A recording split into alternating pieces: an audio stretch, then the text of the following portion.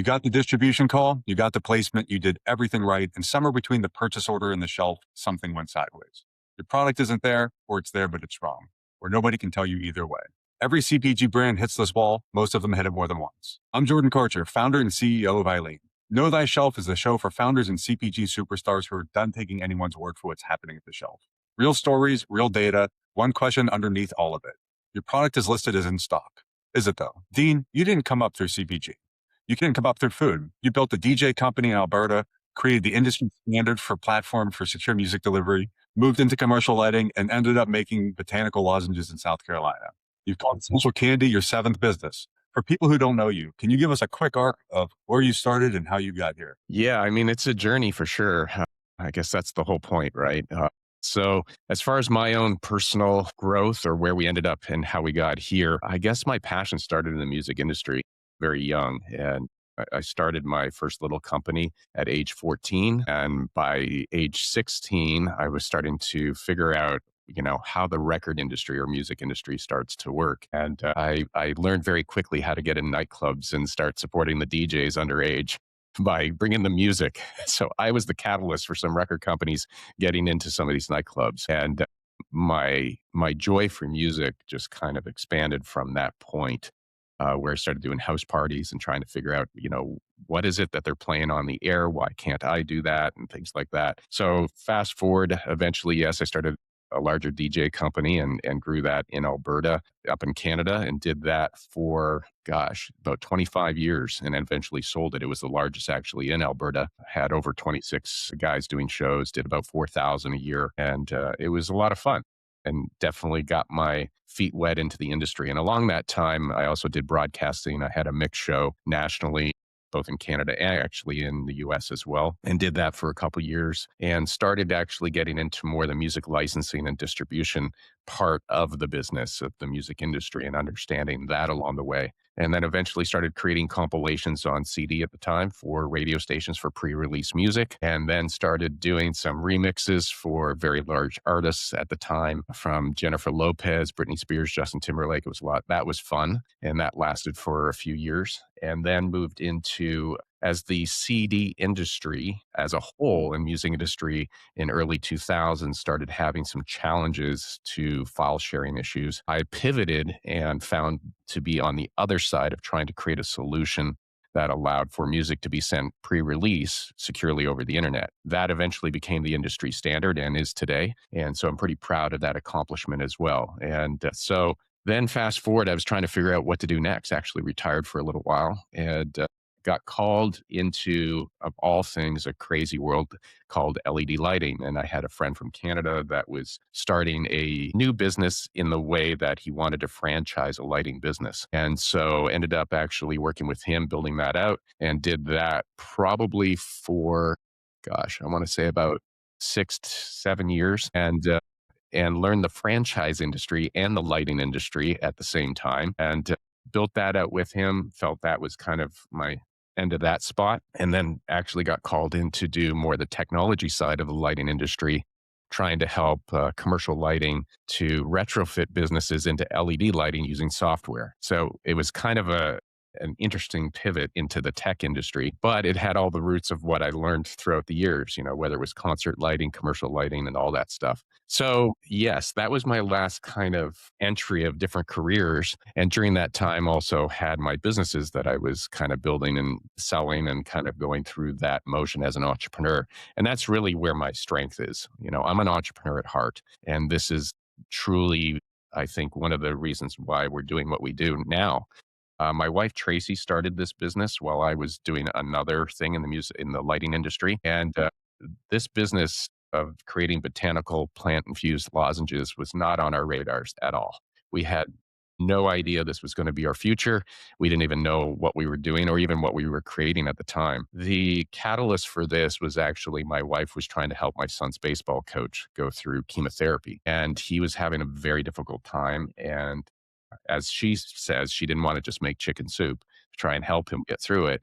It was more like, what could I do? And whatever your beliefs are, we do feel very divinely guided in this mission. And we call it a mission because that's how it starts. And that's how it is our why. of what we do. And so she made these unique, I'll call them hard candies at the time, but they weren't really, because everything came together when she actually made individual pieces and they weren't formed very well. And then the gentleman that was dealing with this issue, he had them all melt in his car together and then started breaking pieces off. And it was the combination of all those plants together that actually helped him, not one by itself. And we didn't know that for a bit. There was And really fine intervention of creating this. the stories I could tell you relating to that whole experience was you'd get goosebumps because it just felt like there's more to this than us, and it was people that don't experience that may not understand it, but individuals that get your calling, because that's what this feels like. If you listen and you believe, you'll find a way through it, and that's exactly what happened. So my wife was he introduced her to somebody else. She helped that person, and ultimately spent about 11 months in cancer groups listening, learning, and trying to develop what eventually became Essential Candy. But it wasn't really the idea of a business. This was started as just helping individuals. And if you know my wife, Tracy, she is not only my business partner, but my spouse. But she is truly an angel among us, and she is here to help people. And that's her calling. And she found this unique way in her career, being a yoga instructor for like 20 plus years, vegetarian, both of us, living a holistic type lifestyle, believing in the power of plants, and as well as her background both in assisting a chiropractor at one time and as well going to culinary school. It all kind of just came together for her as well. And she never made lozenges or hard candy before. And this was, basically a trial and error of many, many, many months. And eventually, what became Essential Candy, the reason why was it was about trying to figure out, is this something besides individuals going through chemotherapy? Is this something we could all benefit from? And we had a chiropractor friend at the time, and he was doing an event locally in our community and said, "Hey, if you want to come by and try and sell some of these, go for it." And he shared a little spot in his booth. We set up a little table and we sold I think we might have had 20 or 30 of these little bags that we tried to figure out and basically put them on a stand and sold them out within about an hour. And that was kind of like, for me as an entrepreneur, that was the light bulb. Like, okay, so we're giving all this product away, but it seems that maybe there's another side to this where the business can support the mission. And And that's kind of how things pivoted. yeah, I mean, you were a true entrepreneur in that, in the sense of, I think of entrepreneurs as problem solvers. You're finding Yes. opportunity. And so this fits that perfectly. And I mean, speaking of problems, you essentially started to build this company right as COVID hits. So I think you're Oh, yeah. 28, 2020, being like, hey, this is something, I'm sure you're optimistic. And then COVID hits right as you're about to scale. Can you kind of talk through, because you need faith and truly mission and commitment to something bigger than yourself if you're going to overcome some of the hurdles you guys had to overcome? Well, and that's so hurdles is kind of an understatement, I think, in what ended up happening. But going back to, our purpose and believing in what we do, through all my career being an entrepreneur, I always found that you had to have your why, your passion, because the passion or the why or the reason or mission, whatever you want to call it, is what's going to drive you through those very difficult times. Because there's not going to be hand holding, there's not going to be there possibly supporting you. Thankfully, Tracy is my spouse and business partner. And so we have that support for each other. But if you don't have that, you got to find a reason to keep moving forward. And it's not always easy. So fast forward, we decided in 2019, late 2019, to actually form an LLC and put the business on it after doing farmers markets and trying to figure out our way. And it launched probably online around that same time, late 2019. And we made a decision because when we started looking at our product and as we started fine tuning it, reached out to various co-manufacturers and tried to understand, is this something they can do? And I kept getting no's. Like, it just wasn't something that they were familiar with, how to do plant extractions and things like that we started figuring out. And it got harder and harder. And we've got into a situation of, how do we scale? Do we do it ourselves, which we were trying to do? And it was becoming difficult with what we were just making at home, basically, and trying to figure this out. And what was very interesting is that the rejection from these co-manufacturers was the next catalyst to us figuring out the next step. We could have said, okay, that's it. But we didn't. We decided very quickly to make the investment into figuring out what equipment we need to do our own manufacturing to scale. So in early 2020, I really think it was like January or February, we got an SBA loan. We signed up. We purchased our equipment. We found a lease on a place in Florida, and we signed it. We signed it. I think it was in. I feel like it was in March, and then I think it was like end of March or beginning of April. The world shut down. Yeah. And I mean, I remember when we found out all this, we were actually at an event in South Florida doing a craft show, and we get the call that everything's closed up and everything. And then I remember Tracy and I were in this sports bar when it all went down, and we looked at each other and went, this is going to be bad for us because we invested personally. We had this loan, and all of the equipment we were getting was coming from overseas, and it come specifically Italy, Germany. And all of a sudden, now we start finding out that everything's locked down everywhere. And we can't get our equipment. We can't get updates. We can't get anything. Our build out that was scheduled for our lease now stopped. Our landlord wasn't being very receptive to the situation. So we have to pay our obligations. We've got all this money going out and all of a sudden nothing coming in. But the one thing that was interesting is that as we launched online, people started finding our products. And this was actually the next thing that started us moving forward because our online sales started taking off. And as one kind of shut down, the other one just skyrocketed. And that was like a saving grace. If we didn't have the support of our community that we were starting to build, and if we didn't have the ability to people find us either through SEO or paid ads or whatever was going on, our products landed and hit perfectly at the right timing for people needing to support their body, either from their immune system or other things that were going on. So very grateful that that happened. And so how, I mean, realistically looking back on that, how close did it get to really being over? I mean, you overcame a lot, but was it dire, or was it something you said, hey, we can get through anything for a few years? It was dire. Yeah. It was really dire. Like with everything being shut down and now we had more of a commercial license to move forward. We couldn't scale. We couldn't do this stuff in our home. It just like, the little craft thing that you start, the dream that you start, you can't at some point you have to move out of that. And we had moved out of that. So we had this new license, but we couldn't do anything with it. And ironically, a friend of ours introduced us to this person that owned a restaurant and they were shut down. So they were looking for some other income of something. And so what we ended up doing is actually working out a deal with them to come in the evening and basically use our kitchen whenever we wanted to make our product. And we got a whole bunch of people to come in. We had wrapping parties of our lozenges and everybody sat at a table, and we just basically did whatever we could to move the product forward online.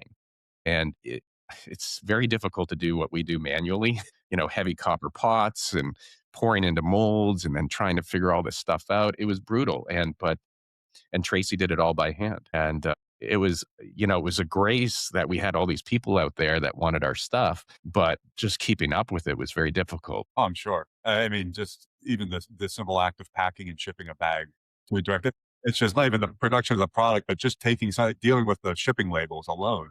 But Is yeah, like just figuring all this stuff out too, like because we were having to move very quickly, and kind of this was something we weren't really prepared for, but we went ahead with it. And thankfully, I'm pretty tech savvy. I've got enough business background, figured things out very quickly, and then it just became how do we keep this thing moving? But to back to your point, it was really dire. I mean, it was incredibly dire. It took our last machine showed up 58 weeks later. Our build out took what should have been only 2 or 3 months, ended up being just about the same time frame, about a year. I mean, we're paying on this lease and we've got nothing to prove from it, like nothing. I remember sitting on the floor in this space going, what are we going to do? Like, what are we seriously going to do? We invested everything personally and we pushed forward. We had a friend that helped us a little bit as well with a little bit of financial aid to help us at the time. And so again, people just believed in us and really that's what helped us move through it. But it was almost a personal bankruptcy. I mean, it really was. Yeah, and I mean, that's something I think a lot of people who aren't in the CPG world don't know about, is how financially invested most founders are in the Oh brand. yeah. You can spin up a co-man or you can spin up a white label product, but there's almost no way around the fact that you're going to be heavily invested and locked to your business. And I always say to be an entrepreneur, you have to be okay with waking up every day with a potential bankruptcy. It's the worst part of this, but it's there. Like that's if you need motivation to get out of bed in the morning, And it's if you don't do this, you could be bankrupt personally at the end of the day. Yeah.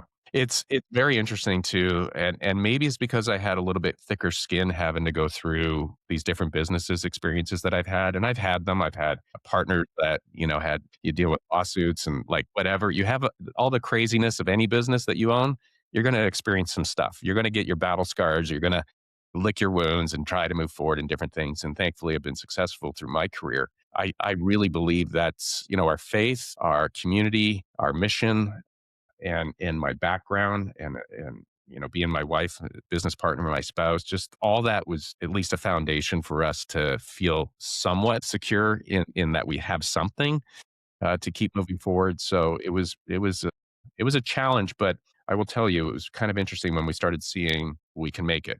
When the first few months, it's like, well, I'm not quite sure about this. But then all of a sudden, it changed. Certain things came up, champions, people. All of a sudden, it just felt like people are believing us and they're backing it up by purchasing our products. And then in Florida, thankfully, it opened up rather quickly at the time, and we went hard into these craft shows that people were just dying to get out to. People want to get out of their house and do something, and so that was the next part that helped us get going. Thankfully, like I said, we're in Florida because other places, as you know, we're all locked down for ages. I was in California, so I know I know very specifically how locked down we were. I think it's a cool pivot point, and the next topic to talk about is you did survive. You were D2C, and then you start to scale and retail. And I believe you picked up Walmart pretty early in a big cluster, but not in the traditional way. Are you able to talk a bit about how did you end up going from kind of an early stage startup CPG brand to Walmart almost out of the gate? Yeah, it was kind of interesting. We got approached actually pretty early on with different retailers and stuff, but our challenge at the time was even we didn't have the ability to scale.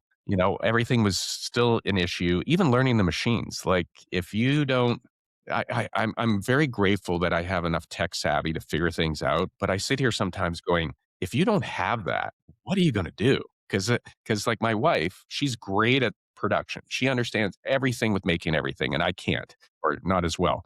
But if she came on this side of the fence, more the tech side or understanding how to set things up for various distributors and all that stuff, it's a lot more of a challenge. And I'm sure a lot of entrepreneurs and CPG founders have that too. So you're either going to need to invest in some consultant or somebody to help you through it, or you eventually learn it. And thankfully, I learned it. And so we started moving into some various independent retailers and things like that through marketplaces like Fair, and those marketplaces started showing up as well. Post COVID, a lot more of them. And so I figured out anything and every one that I could get to and got on them. And that was kind of like the next introduction. I remember when a distributor called me up and said, "Hey, I really like your products. I want to get them." And I was super excited, right? This is a distributor. Oh my gosh, this is awesome. And then they asked me the question about a pallet and how many can fit on a pallet and what's the weight. And I was like, I didn't even think about that. How, Yeah, like I have a bag, this is what I have. This is it. I could What do drop you off mean I got these, right? I'll get in my car, I'll send you a whole bunch, but I have no idea how to ship a pallet. And that was the next kind of thing is like, there's a lot to the retail side that I have no idea what we're doing. And we need to figure that out. And we got, some very big retailers actually approach us early on and we had to say no. And that was actually tough too. I'm a big believer you got to say no when you're over your head because it's not going to be maybe you might get through the first thing, the first order. That second one, if it comes, that's going to kill you. And then that's your chance gone. And so Walmart was a very interesting story. And we didn't know a lot about it until afterwards. So Walmart approached us. I remember I got a phone call and I remember this so well. And it was this lady and she says, "I'm with Walmart." She left a voicemail and I'm like, huh. And I didn't answer. I'm listening to it. And she said, "Please call me back. We'd like to discuss something with you." And I thought it was a prank call. There's no way. This just doesn't happen. Somebody's just pranking us or whatever. Want me to call them back, right? Yeah, it's Walmart. So I didn't even do anything with it. And then I think it was like it had to be either the next day or the second day after. I get another voicemail, and it's the same lady from Walmart. This time she left her full name, and so I quickly thought, well, if it's real, I'll go search online and find the person. And sure enough, it was at least what I found. So I called her back, and we spent about at least an hour on the phone. It was a validating moment, but the fact that she's taking a lot of time with me, I thought this is really unique. This is an interesting kind of thing that's happened. I remember getting off the phone and talking to Tracy, and I was like, this thing with Walmart, I think it's real. And so she's following up with us. She says, you're going to have to come out to Bentonville. You're going to have to meet here. And we have this event going on called Open Call. And I want you to come to it. And Walmart does this open call event. I think it's every year, and where you can apply to be one of the vendors where you pitch. And so we got brought into the open call. We didn't know much about it, tried to learn as much as we could. And basically, I was prepared for a 20-minute pitch. And if you guys have never pitched Walmart, it's a very interesting journey. You get into this super small room where, you got two people on one side of the table, two people on the other side. And when you sit down, both your knees are touching. I mean, it's so close, and it's so like claustrophobic if you felt that, because it's so tiny. And then you got a glass window to the one side where it's all glass so people can see you. So basically the buyer comes in, you got 20 minutes and that's it. You pitch them, and then you hope, and you don't know. So we were scheduled I think it was like the second last hour, or maybe two before the end of the day on the second day. There's only 2 days. And so we went in, we started doing my little presentation, my PowerPoint. And then he just starts asking all these questions, like just all out of the blue, completely not in the order of my presentation. And I don't know what to do. Right. So I started answering them. And then I said, well, I'm going to explain that just in a second. And he's like, no, just talk to me. Okay, let's just have a conversation now. And so I started looking at my watch. I'm like, we're at 20 minutes. This is supposed to be the cutoff. And sure enough, keeps going. And then they want to use the room. And he's like, no, you got to go find another room and send those other people somewhere else. And all of a sudden, I'm like, well, this is a good sign. And he starts talking. We're an hour and a half actually in this room talking to him. And at the end of it, I see the lady that the one that brought me in, and she's peeking around the corner, looking in the windows, and she's going like this, cheering us on. And and so at the end of it, we have a deal with Walmart. And just as we finished that up and the buyer was leaving, she comes in and she's like, I already knew. She's like, I already knew this was all going to happen for you. And and so then we had interviews and all this stuff. And then we later learned that I guess somewhere along the way, we ended up helping somebody with our product, somebody's son, daughter, some relationship with somebody on the executive team. And this is what ended up happening. They got our product somehow and they were very interested. And so that's how our journey began with Walmart. And we decided too that if we could tackle Walmart, we could tackle any retailer. And so the buyer was really kind in that they didn't bury us at the beginning, because that was actually a concern. So he let us scale in a way that allowed us to ramp things up with them. And they've been with us ever since. So this happened, I don't know, what is it, about 2 years ago now. And so we're in select stores throughout the country, and we're very grateful for that relationship. But we've learned a lot in that relationship. And that's kind of, I think that I feel like that's my baptism into retail, because, you learn everything from how you need a package, and Walmart is super specific, and they have so many systems and so many back end stuff. It's super challenging. But thankfully I was able to navigate it and continue to do that. But it is, for us as a CPG brand, we finally actually feel, even though we're almost 7 years into this, we really feel like we finally have our feet on the ground. We know what we're doing. We know how to answer the questions that come at us. And this year for us is kind of the next big push into other retailers.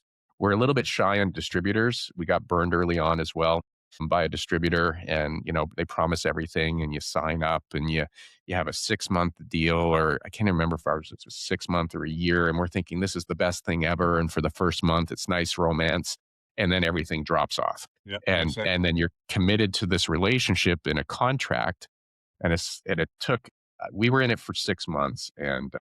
And again, it's like these people show up and you really don't have enough expertise or understanding. So you're relying on them, thinking they're the ones to help you. And so many times along this journey, we got burned. Yeah. It's so easy. From manufacturers, we lost 50 grand on one of the machines that we got right out of the gate. So Yes. COVID hit, the machine was crap. We couldn't use it. They wouldn't take it back. So these things are just going to happen. So as a founder or people in CPG, you're going to need to figure out your finances. Finances, and I think the grit and commitment. There's no substitute. More money helps, but you got to have a really strong stomach and the ability to show up when everything's on fire and just be like, hey, it's still okay. We got this. Today's Yeah. which hat am I wearing today? And is it the fireman or am I the janitor? Fixing the machines, taking out the garbage, HR, you name it. No, this has been great. I've really enjoyed the conversation. I love this story, and I love to hear that you guys are continuing to expand. One question I like to ask everybody before we wrap up is if you could go back to yourself in the beginning or to a founder who's just starting off, what is a piece of advice you'd want to share with them about, what is it going to take or what would be, the path forward for, you in day one? Well, I think one of the things I feel, at least for ourselves, is validate your product. And what I mean by that is I think sometimes we all get caught up and we think that we have the best shiny thing out there and it's going to solve whatever problem it is out in the marketplace and everybody's going to want it. But you got to get over yourself in some ways to understand and really see if this is something that could be. And you need to test it. Like for us, doing these farmers markets at the beginning, doing craft shows, it's still actually a huge part of our business is doing craft shows and festivals. It's one of the best ways we get in front of people. We test new products, we get immediate feedback, and we build our customer base organically. I'm a huge fan of that because they'll tell you in front of your face whether you have something that's good or not. And you have to be okay with that. And I think that that's truly one of the best ways that we could have ever. And we just tripped into it. Like we didn't know this was the path, but it validated our steps. It validated our product and it made it seem like, well, if they're going to buy, then somebody else is going to buy. And can we repeat it? Yeah, Can we repeat it? And will they yeah, come back? Because it's absolutely. one thing to get the sale once, but will they come back and get the second sale or third or fourth or whatever? And I think for founders, again, if you feel your product is that, you got to find a way to test this. And you might get a really great opportunity, with one of the retailers and stuff like that, but if at the end of the day, they don't get repeat business from your product selling, you're off the shelf. That's Yeah, over. It's game yeah, yeah. and you probably won't make any money and you're probably going to actually owe them money. That's right. So you're going to have to validate your product. I think that's the one thing that's really important and get out of the high or the vision thinking you're the best thing out there forever. You could be, and I'm not saying that's a bad thing, but don't let that cloud some decisions because people will tell you pretty fast. Now, again, some people are wrong. Oh yeah. So that's where I think you still got to dig into your own passion, but somewhere along the way, you got to find a way to validate what you feel is what you have, and find people that maybe aren't just your close circle, because most times they'll say yes. You got to look for the critics. I think they're the ones that'll help you evolve far better than the person that tells you everything's great. So I think it's a great point and spot on. Yeah, and I think it's also great because it'll expose where your weakness is. Absolutely. So maybe it's taste, maybe it's not the right form factor, maybe your packaging is off, and the more people, more feedback you get, the better. I mean, our packaging, I'm on my, gosh, probably like 16th revision of our commercial bags, like because you're always learning, you're always getting better, feedback, feedback, feedback, compliance. That's the other things, of course. And so those are things that you got to be prepared to learn and understand, so I've been very grateful for these issues or challenges we've had along the way because I don't look at them as always being negatives. I look at it as part of the journey. And anytime you have something that comes at you that you can lean on from experience now, that's just going to make you stronger in the future. So uh, negatives aren't always negatives. I think it's just stepping stones to the end goal of the journey. That's a great point. And Dean, thank you so much for joining. You built something that started as an act of care for one person, going through the hardest thing a person can go through and turned it into a real brand with real velocity. So I hope people can really take a lesson from your story and all of the obstacles you and your wife overcame to build this amazing brand. And as you continue to scale and succeed, I hope everyone comes and checks out the product, tries it out. I have a bunch in my pantry. I already tried a couple. They're delicious and obviously functional. So a great product for anybody. And that's a wrap for today. I'm excited to have you guys learn the essential candy story. And if you're interested in trying out Eileen, please visit our site at shopwitheileen.com. If you have any gaps on the shelf, if you have velocity numbers that don't look correct, give us a call. We'll get out the door and check the floor for you anytime for $10 or less per store. So that's it for today. And as always, know thy shelf.